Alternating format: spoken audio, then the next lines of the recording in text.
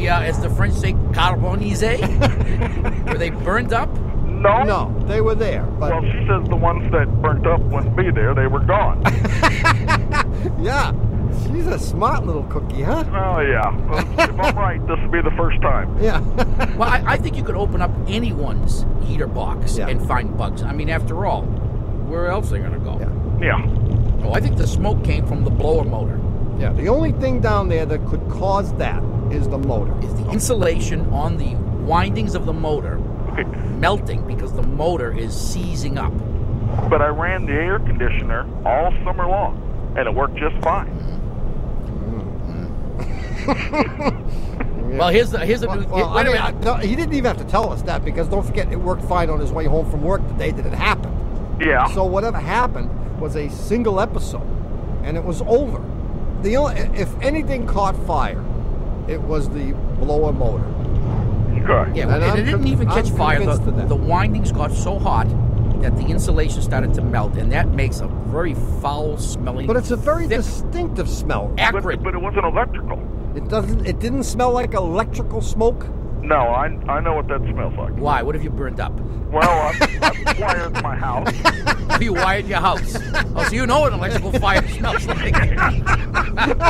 Oh yes, he All right, does. I've had the fire department out. So it didn't smell like an Did electrical it smell fire. like rubber? No, to be honest, it smelled like burning paper almost. And I was afraid you were going to say that. Is there paper around the... Well, as we know, No, I mean, there isn't. But the paper- highest paper- temperature in there is about 200 degrees. Yeah. We all know that paper doesn't burn 455. till you get to 454. Right. Right. So you ain't got any temperatures that high. Wait, hold it now. What if we had a stage-wise progression? Oh, really? Yeah.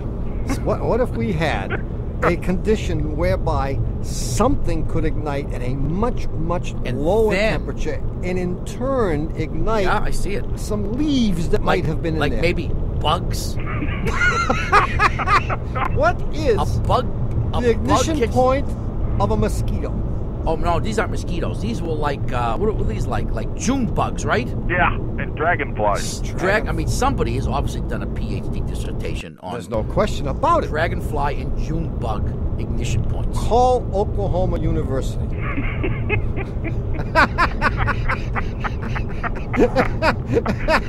Okay. No, this is getting out of hand. We have no idea, Doug. No, I I have no idea. well, I have the experiment Yeah. that Doug has to do. Yeah. He has to set fire to a bug and see if that smell jogs his memory. Ah. There you go. Yeah. And if it does, you'll know your wife was right. And I'm sure she was right. Yeah. Yeah, she's right. Either I that or have just- I have no other theory to account for this, because that is a pretty isolated system. Well, And you're hard pressed to get smoke. yeah, this was a lot of smoke. Yeah, smoke. and where there's smoke, there's fire. You've been burning up some bugs, Doug. Set a few bugs on fire and see if that smell reminds you of that incident. I'll give it a try. Remember the words, "Hun, I want to apologize from the bottom of my heart."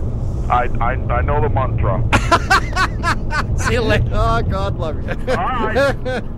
Thanks. Bye-bye. Thanks, guys. Oh, well, it's happened again. You've wasted another perfectly good hour You're listening not to kidding. Cards. Our esteemed producer is Doug, the Subway fugitive, not a slave to fashion, Bongo Boy Berman. Our associate producers are Louis Cronin, the Barbarian, and David, the Calves of Belleville Green.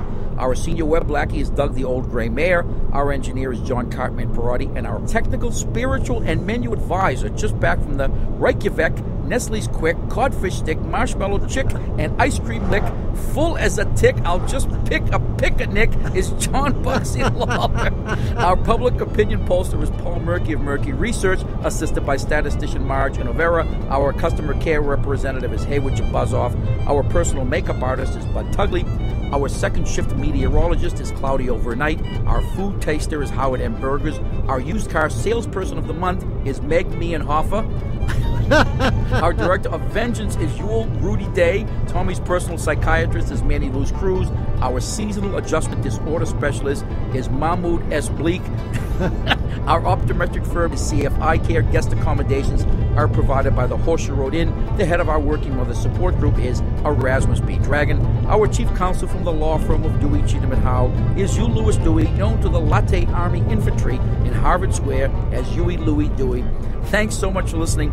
We're Click and Clack, the Tappert Brothers, and remember this, don't drive like my brother. And remember this, don't drive like my brother. And remember this, don't drive like my brother. Don't drive like my brother. We'll be back next week. Bye-bye.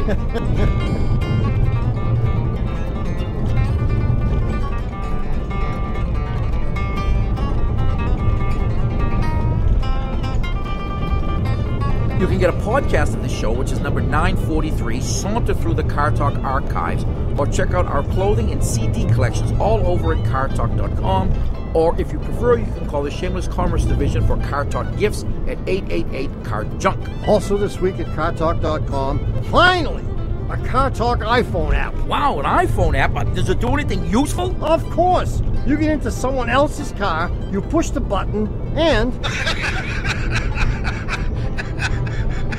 Oh, great. Oh, I bet that's handy when you get pulled over by a state trooper. That's perfect for that. It does other stuff, too. One would hope. That's the new Car Talk iPhone app. Find it anytime by going to cartalk.com. Oh, boy. Car Talk is a production of Dewey, Cheatham & Howe and WBUR in Boston. And even though the NPR lunch lady mixes up 2 Ippy-Cack milkshakes whenever she hears us say it, this is NPR, National Public Radio. It's been a quiet week in Lake Wobegon in my hometown, out on the edge of the prairie. But this gorgeous fall, this beautiful, beautiful fall, like an extension of summer. But now at last the acorns have started to fall, so it really is fall, which came in on Tuesday at 4:19 in the afternoon, and the shadow passed across the upper Midwest, this sort of a golden shadow as the acorns were falling. They fall on people's roofs, and it sounds like somebody knocking at your door, which makes you think about mortality, which is what fall is all about. And this golden light moves in, and it's beautiful, and people making sumac tea from the little berries of the sumac turning dark red in the ditches, and the maples are turning red, and the sugar maples are turning a kind of a bright orange, and it's beautiful. The fish are biting now that the water has turned a little bit cooler, and out on the lake you could hear a man singing, "Red sails in the sunset, way out on the sea. Oh, carry my loved one home safely to me. She left here at dawning, all day I've been blue. Red sails in the sunset, I'm counting on you." And he sings a little bit flat, but we don't care. We forgive him that because he had a stroke not so long ago. And so things can be forgiven. His name is Ragnar. His name is Ragnar, but we call him Tiny. That's the nickname you get when you are large, as he is, a 300-pound guy. And he's out there on the boat. He had this stroke, as I say, and it pretty much wiped out the last 20 years of his memory. But they weren't that good, that period of time. And so actually he's kind of ahead of the game. As it is, it really has worked out to his benefit. He was in radio years ago. He went to Lake Wobegon High School, and it was kind of a turning point for him. A football game. It was in early October, and we were playing St. Francis High School, and they had just recently moved up from 8-man football to 11-man football, and so we were expected to beat